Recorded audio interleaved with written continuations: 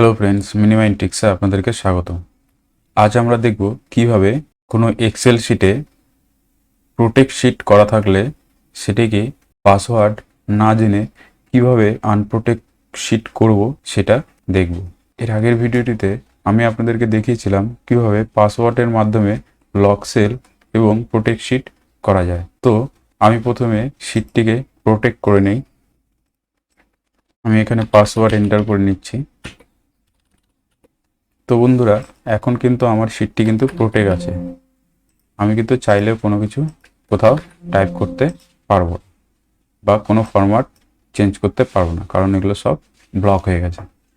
তো এবার মনে করুন 7 দিন বা 10 দিন পর হয়তো আমি শিটটির পাসওয়ার্ড ভুলে গেছি। তো সেক্ষেত্রে আনপ্রোটেক্ট করতে চাইলে কিন্তু আনপ্রোটেক্ট শিটে পাসওয়ার্ড চাইবে। তো আমি যদি কোনো রং পাসওয়ার্ড দিই তাহলে কিন্তু খুলবে না। তো শিটটিকে আনপ্রোটেক্ট করতে হলে আমাদেরকে যে প্রসেসগুলো করতে হবে চলুন দেখে নেওয়া যাক। তো প্রথমে আমি শিটটিকে সেভ করে নিই। সেভ অ্যাজ ডেস্কটপ, রিনেম দিয়ে দিই লক শিট অ্যান্ড সেভ। তো দেখুন বন্ধুরা, আমার কিন্তু এই শিটটি এখানে সেভ হয়ে গেছে। তো দেখুন, আমি যদি শিটে কিছু টাইপ করি আমার শিটে কিন্তু কোনো টাইপ হচ্ছে না। তো এখন আমরা এই শিটটিকে আনপ্রোটেক্ট করব। তো প্রথমে আমাদেরকে যেটি করতে হবে, উইন্ডোজ প্লাস এস প্রেস করতে হবে। প্রেস করলে কিন্তু আমাদের সার্চ বারটি ওপেন হয়ে যাবে। সার্চ বারে আমরা সার্চ করব folder option. Folder option search করলেই আপনারা দেখতে পারবেন ফাইল এক্সপ্লোরার অপশন নামে একটি কন্ট্রোল প্যানেল চলে এসছে। এটাকে আমি ওপেন করব। ওপেন করার পরে ভিউয়ে গিয়ে এখানে দেখুন hide extension for known file types বলে একটি অপশন আছে। এটিকে আনসিলেক্ট করে ওকেতে ক্লিক করব। ওকেতে ক্লিক করলেই দেখুন বন্ধুরা, আমার এখানে কিন্তু ফাইলটির এক্সটেনশন কিন্তু চলে এসছে। যেমন এই ফাইলটি XLSX এ আছে। প্রথমে এই ফাইলটিকে জিপ ফাইলে কনভার্ট করতে হবে। তো আমি ফাইলটির প্রথমে রিনেম চেঞ্জ করব।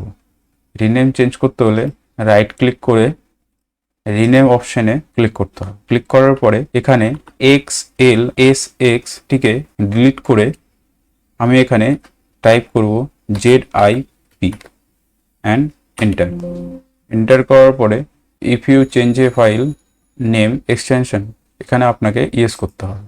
ইয়েস করার পরে দেখুন বন্ধুরা, আমার কিন্তু ফাইলটি জিপ ফাইলে কনভার্ট হয়ে গেছে। এবার ফাইলটির উপরে রাইট ক্লিক করে এক্সট্রাক্ট টু লক শিট এখানে ক্লিক করব।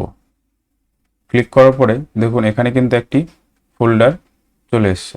তো ফোল্ডারে ডবল ক্লিক করব। ডবল ক্লিক করার পরে এক্সেল ফোল্ডারে ঢুকবো। এক্সেল ফোল্ডারে ঢোকার পরে ওয়ার্কশিটে যাব। ওয়ার্কশিটে দেখুন বন্ধুরা, আমার কিন্তু শিট 2টি প্রোটেক্ট করা ছিল। শিট 1 এবং শিট 3 কিন্তু প্রোটেক্ট করা ছিল না। তো আমি শিট 2টিকে আনপ্রোটেক্ট করব। সেই জন্য শিট 2 এ রাইট ক্লিক করব, ওপেন উইথ নোটপ্যাডে ওপেন করব।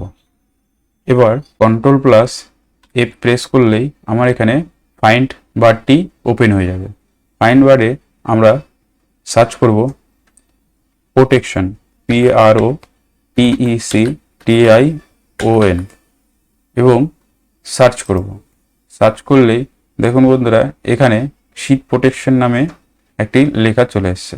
লেস দেন থেকে শুরু করে এই গ্রেটার দেন পর্যন্ত কিন্তু শেষ হয়েছে। তো এটাকে আমরা ব্যাকস্পেসের মাধ্যমে ডিলিট করব। ডিলিট করার পরে ফাইলটিকে সেভ করব। সেভ করার পরে ক্লোজ করে দেব। ক্লোজ করে ব্যাকে গিয়ে এই ফাইলগুলোকে সিলেক্ট করে রাইট ক্লিক করে কম্প্রেস টু জিপ ফাইলে ক্লিক করব। ক্লিক করার পরে এখানে আমি ফোল্ডার নেম দিচ্ছি যে কোনো, আমি দিচ্ছি আনলক শিট এবং জিপ ফাইলের এখানে আমরা লিখব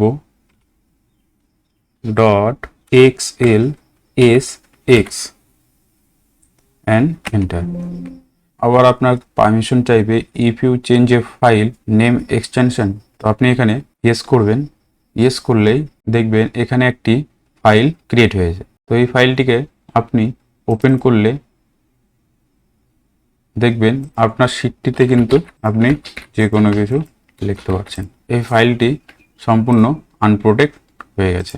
ভিডিওটি ভালো লাগলে ভিডিওতে অবশ্যই একটি লাইক করে দেবেন এবং চ্যানেলে নতুন হলে চ্যানেলটি সাবস্ক্রাইব করে দেবেন। ধন্যবাদ।